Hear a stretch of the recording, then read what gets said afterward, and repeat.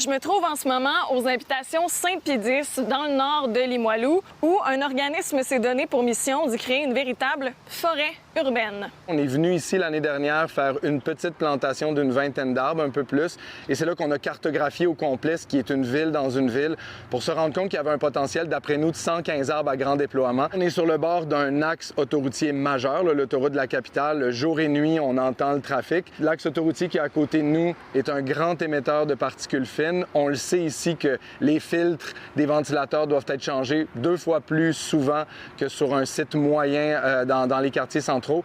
C'est le genre de site qu'on veut couvrir dans notre projet. C'est un endroit chargé d'histoire, autrefois appelé Place Bardi. Ce HLM est le plus gros et le premier à voir le jour au Québec. Encore aujourd'hui, de nombreuses familles y habitent.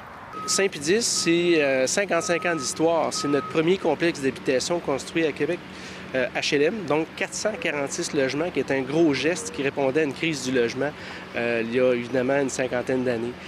Aujourd'hui, c'est un milieu de vie incroyable dans lequel on a une multicouche de plein de générations. On a aussi différentes cultures.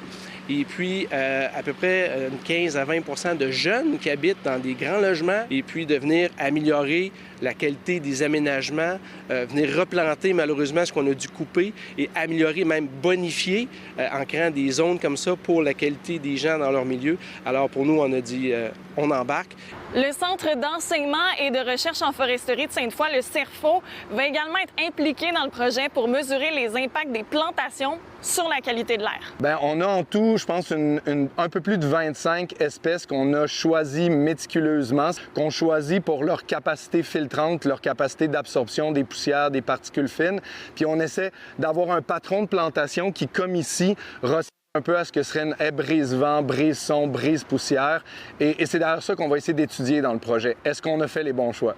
En fait, on s'est fixé cet ambitieux objectif-là de 1000 arbres dans les quartiers dans les grands quartiers de la Basse-Ville. La Basse-Ville, Limoilou, Vanier, parce que c'est les quartiers les plus exposés à la pollution sonore et atmosphérique. Ce site-là en étant un très bel exemple. On a fait un genre de moyenne de l'air de ces arbres-là. C'est le chêne à gros fruits qui est à peu près notre moyenne. C'est bientôt l'équivalent de 2 centres Vidéotron protecteurs au-dessus de la Basse-Ville. Sur un objectif de 1000 arbres, il en reste moins de 300 à distribuer pour emprise. À Québec, Juliane Perrault pour Nouveau Info.